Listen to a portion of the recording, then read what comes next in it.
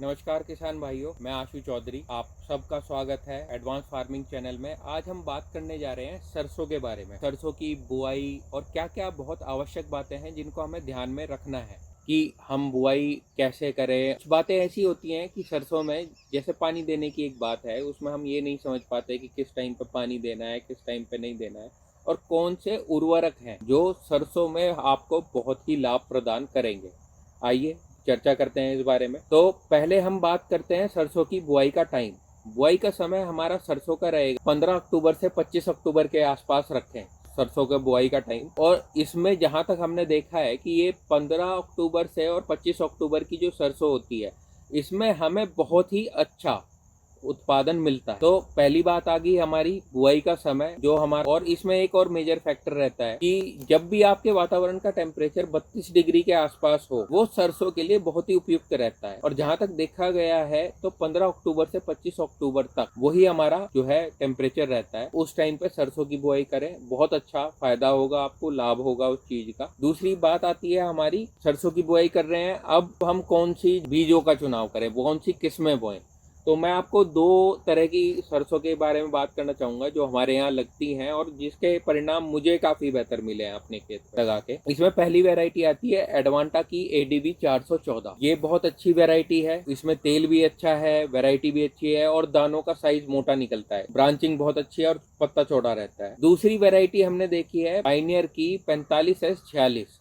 वो भी काफी अच्छी वैरायटी है, भी आपकी जो है इसका भी काफी अच्छा वो रहता है। बस इसमें एक ही समस्या आती है 45S46 में, जो मैंने अपना तजुर्बा कराया है अपने खेत में। ये जब मौसम में बदलाव होते हैं हमारे आगे जाके, जो हमारे होते हैं जनवरी फरवरी में, तो उस टाइम इसमें थोड़ी सी समस्या गिरने की आती है कुछ क्षेत्रों में। उस चीज को देखते हुए आप अपना बेहतर बीज का चुनाव करें। अब आ जाता है हमारा बीज दर क्या रहेगा। बीज दर हमारा रहेगा 1 किलो प्रति एकड़ दोनों किस्मों का। अब बुआई का तरीका आ जाता है हमारा। बुआई का तरीका आप रखें, अगर आप खूड़ में बुआई करते हैं, मतलब जैसे आप मशीन से बुआई करते हैं खूड़ों में, तो इसमें हमारी जो दूरी रहेगी, पेड़ से पेड़ की दूरी और पंक्ति से पंक्ति की दूरी, पेड़ से पेड़ की दूरी हमारी रहेगी 5 इंच के करीब और लाइन से लाइन की दूरी रहेगी हमारी 12 इंच के करीब। इसमें हमें बहुत अच्छा स्पेस मिल जाता है जिसमें हमारा पेड़ जो है वो ग्रो कर सकता है और ब्रांचिंग बहुत अच्छी होगी। जहां तक मेरा अनुभव है कि इसमें इतनी अच्छी ब्रांचिंग होती है कि पेड़ को एक तो फैलने के लिए बहुत अच्छा साइज मिलता है और उसमें हवा के आने जाने का भी रास्ता रहता है। इसमें एक समस्या से हम बच जाते हैं जितना स्पेसिंग में करते हैं। जैसे हमारी आती है व्हाइट रस्ट आती है हमारी, कई आगे जाके व्हाइट रस्ट की दिक्कत आती है। तो जितनी अच्छी हवा खेत में घूमेगी उतनी व्हाइट रस्ट आने के काम हमारे चांसेस कम रहेंगे। अब बात आती है हमारी बेसल डोज। बेसल डोज हम क्या लगाएं। भाई जो कहते हैं कि जी डाई डाल दें या वो डाल दें, मैं कहता हूँ आप एक प्रॉपर डोज बनाएं। हर एलिमेंट इसमें ऐड करें, क्योंकि सरसों बहुत ही अच्छी फसल है और इसमें मार्केट भाव भी हमें अच्छा मिलता है। तो इसके आधार से हमें DAP लें, एक तो 50 किलो प्रति एकड़ के हिसाब, DAP या NPK, इन दोनों में से आप कोई भी एक ले सकते हैं 50 किलो प्रति एकड़ के हिसाब से। दूसरा हमारा MOP बहुत ही आवश्यक है खेत के लिए। म्यूरेट ऑफ पोटाश, पोटाश का जो बहुत ही महत्वपूर्ण रोल है। पोटाश में क्या 25 किलो प्रति एकड़ के हिसाब से रहेगी। और पोटाश की सबसे अच्छी बात ये होती है कि एक तो जड़ें बहुत अच्छा विकास कर, क्योंकि पोटाश जो है मिट्टी को भुरभुरा करता है, तो जड़ें बहुत नीचे तक फैलती हैं, तो इससे गिरने की भी समस्या नहीं आती। और सरसों की बुआई के बाद जैसे हमारी जब जम के आती है तो जो तने का साइज रहता है वो बहुत मोटा होता है और ये एक टाइम पे जाके बहुत अच्छी ब्रांचिंग निकलती है। तो पोटाश मेरी रिकमेंडेशन आप लोगों के लिए है कि आप बिल्कुल इसको भूलें मत। अच्छा, मैंने जो देखा था, मैंने DAP के साथ सिंगल सुपर फास्फेट भी लगाया था। अभी एक हमारे परम मित्र हैं, उन्होंने बताया था। तो मैंने 3 खेत थे मेरे अलग अलग, तो एक में मैंने DAP लगाई, एक में मैंने सिंगल सुपर फास्फेट लगाया, एक में मैंने दोनों लगाए। तो दोनों के परिणाम मुझे बहुत ही बेहतर लगे। 50 किलो DAP और 50 किलो सिंगल सुपर फास्फेट मैंने लगाया। आजकल सिंगल सुपर फास्फेट कई तरह के आ रहे हैं, जिसमें जिंक वाला भी आ रहा है, बोरोन वाला भी आ रहा है, आप उनका भी चुनाव कर सकते हैं। अब बात आ जाती है हमारी सल्फर की। दलहनी फसलों के लिए सल्फर बहुत ही महत्वपूर्ण है। अच्छा, सल्फर का चुनाव में हम कई बार गलती करते हैं। जैसे आप नीचे बुआई कर रहे हैं, कभी भी बुआई कर रहे हैं तो उसमें आपको बेंटोनाइट सल्फर का इस्तेमाल करें। एक तो इस सल्फर की खूबी ये है कि ये बहुत धीरे धीरे मात्रा में रिलीज होता है, तो पेड़ को उसकी ग्रोथ के टाइम पे वो धीरे धीरे मिलता रहता है। और इससे ना एक तो दाने में जो तेल की मात्रा होगी हमारी वो बहुत अच्छी आएगी। दूसरी बात, अब हम बेसल डोज की बात हम कर चुके हैं, अब हम बात करते हैं हमारे खरपतवार। अब हमने बुआई कर दी, बुआई में मैंने आपको बता दिया कि आप जो है मशीन से अगर बुआई कर रहे हैं। दूसरा विधि होती है हमारी छिटका विधि जिससे बोल देते हैं हम। अब हम बात कर रहे हैं खरपतवार के लिए।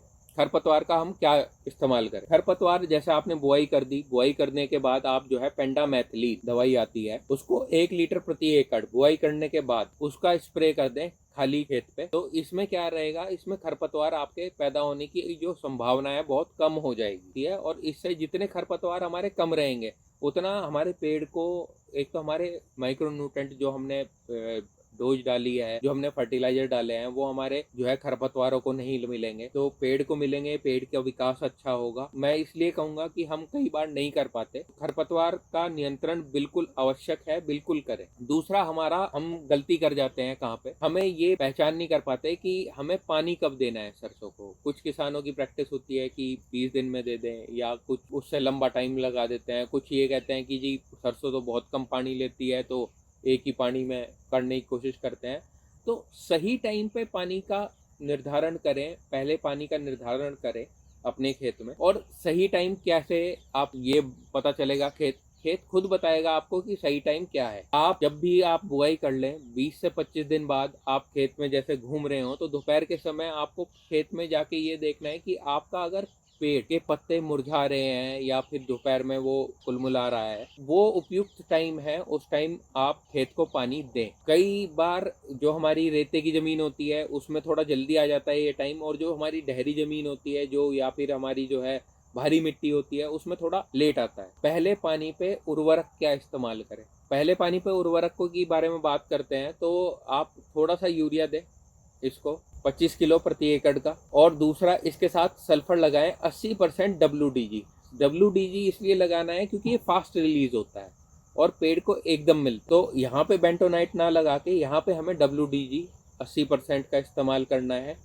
अब बात आती है, अब हमें क्या देखना है? अब हमें खेत में घूम के ये देखना है कि खेत में कहीं हमारे, जैसा हमने पानी दिया और खेत में हमारा सरसों उग के आ गई, तो हमें ये देखना है कि हमारी सरसों में पेड़ की जो दूरी है वो उतनी है जितनी हमने रखी थी, जैसे 3 से 5 इंच के करीब है या नहीं है। ये देखने के लिए कोई भी अनावश्यक हमारा पेड़ हो उसको निकाल दें, क्योंकि जितना अच्छा बेहतर हमारे पेड़ को बढ़ने के लिए फैलने की जगह मिलेगी, उतना अच्छा हमारा पैदावार होगा, जितनी अच्छी ब्रांचिंग होगी। एक बात और ध्यान देनी है, अब हमने पहले पानी की तो बात कर ली, अब दूसरे पानी की बात आती है। इसमें बहुत लोगों को कंफ्यूजन होता है कि जी दूसरा पानी कब दें। हमारे यहाँ जो प्रैक्टिस है, जो किसान अक्सर हमारे यहाँ गलती करता है कि 20 दिन में या पहले पानी के देने के बाद 20 दिन में या 25 दिन में एक पानी निकाल देते। उस टाइम की अवस्था चल रही होती है, उस टाइम जैसे पेड़ में फूल निकल रहा हो। हमेशा इस बात का ध्यान रखें कि जब आपका फूल एक जगह आके रुक जाता है, उसके बाद ब्रांचिंग चालू होती है, उस टाइम उसको पानी ना दें,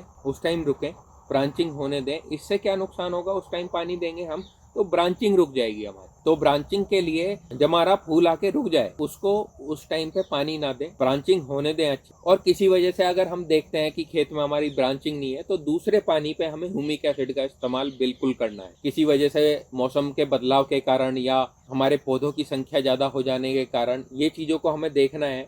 अगर पौधों की संख्या हमारी ज्यादा है तो उसे निकालना है, आवश्यक बात है, इसको निकालें।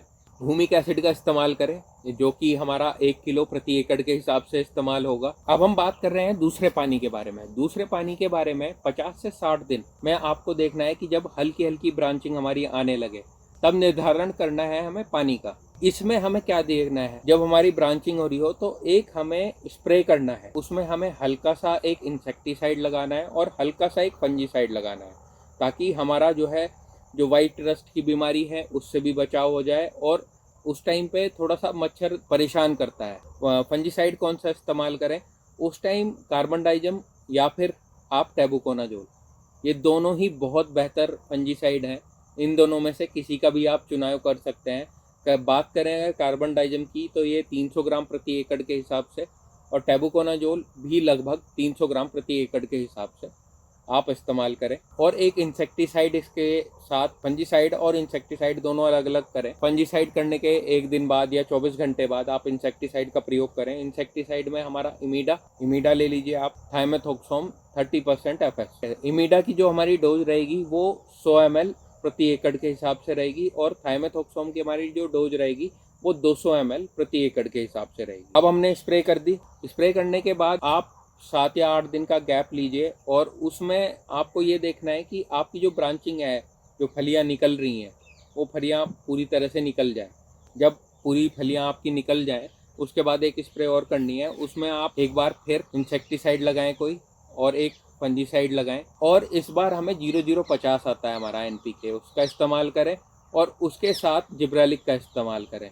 ये क्या करेगा, ये हमारी जो जिब्रेलिक रहेगा या फिर हमारा 0050 रहेगा, जो दाना बनेगा हमारा फलियों में वो पूरा बनेगा, भरपूर मोटा दाना होगा, बहुत अच्छा होगा। इसके परिणाम मैंने देखे हैं अपने खेत में, बहुत बेहतर परिणाम है। ये बात रही हमारी जो है दूसरे स्प्रे की। अब पहले स्प्रे और दूसरे स्प्रे में आप, अच्छा, जो दूसरा हम स्प्रे करेंगे वो हमारे पहले स्प्रे से लगभग 20 दिन के बाद करेंगे, ठीक है। इसमें अब हमारा एक फंजीसाइड हो गया, इंसेक्टिसाइड हो गया, NPK हो गया और जिब्रेलिक हो गया। तो एक स्प्रे आप करें इसमें अपने फंजीसाइड, इसमें C+M लें और इमीडा लें, ये दोनों आपस में मिल जाएंगे, कोई दिक्कत नहीं है। और दूसरा हमारा स्प्रे रहेगा आपका 0050 का और जिब्रेलिक का।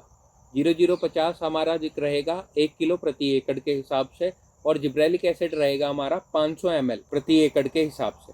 तो किसान भाइयों, ये था हमारा सरसों के बारे में, जो मोटी मोटी बहुत ही आवश्यक बात थी, जिन पे हम अक्सर ध्यान नहीं दे पाते, उनके बारे में। और इससे जुड़े हुए कोई भी सुझाव आपके पास हो या कुछ भी आप मुझे कहना चाहते हो, वो इस वीडियो के कमेंट सेक्शन में आप मुझे बताएं। और जहाँ तक है, आप इस चैनल को, अगर आपको वीडियो अच्छी लगी हो तो इस चैनल को लाइक करें, शेयर करें और सब्सक्राइब करें।